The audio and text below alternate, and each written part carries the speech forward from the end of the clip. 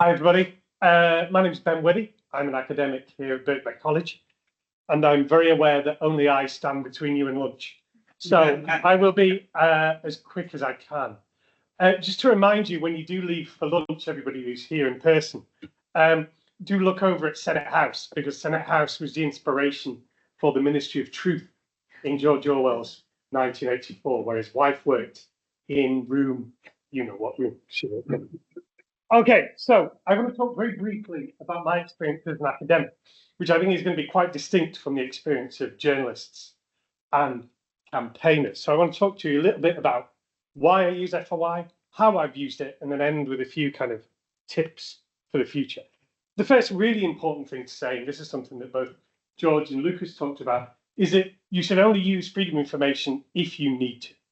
I only use it if I can't find the information or data any other way. I'm very conscious of the burden that I could create.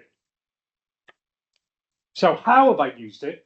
The main way in which I've used it is to try and look across a kind of big picture of how a policy or issue is unfolding across the country.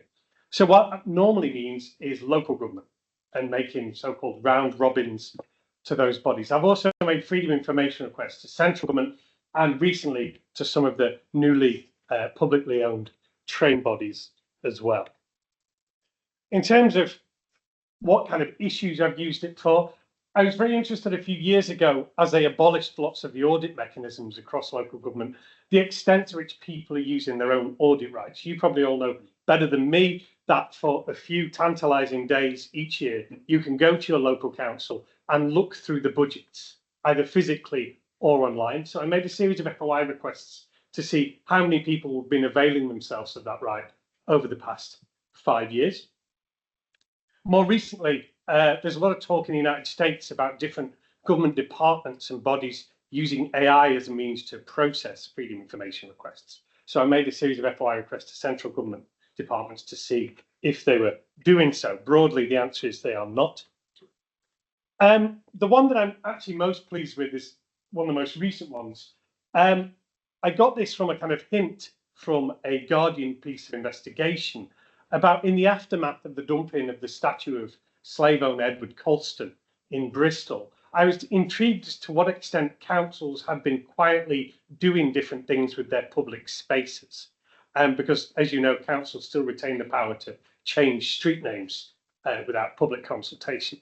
And I actually discovered through a series of experimental FOI requests just to a few councils that actually there has been a lot of quite positive renaming, democratic discussion, QR codes going on up and down the country in some places that you wouldn't actually expect. What's probably most interest to you, though, is I've not just used freedom of information to find out about things. I've used freedom of information to find out if freedom of information works. So I designed this experiment with a group of academics from King's. And what we did is we used parish councils and we asked a series of them an FOI request and a series of them something that was very obviously not an FOI request. We wrote in big letters at the beginning, this is not an FOI request. And we wanted to measure which got the best response. We then took it a step further and we also asked them to do something outside the boundaries of the Act, which is to publish that piece of information on their website, which they absolutely do not have to do. Ta-da! Freedom of information works. A freedom of information request was twice as likely to get a response than you just asking. Got even more interesting, though, that when we looked at the thing outside the boundary of the ask, will you publish this? A freedom of information request was 3 times more likely to get a public body to respond. So just as a few final thoughts, there are problems with using freedom of information. The real bottleneck is actually the basics, finding where to send the freedom of information request, getting the right address, especially at local government when things are in constant change, and also getting a response. That can be really difficult, especially for much smaller bodies who kind of have my sympathies. Sometimes the information doesn't exist. A lot of councils, for example, didn't hold any data about who'd looked over their accounts. That's often because nobody had, but some of them just didn't hold that information. And this is where my life is a bit easier than campaigners or journalists, it does take time.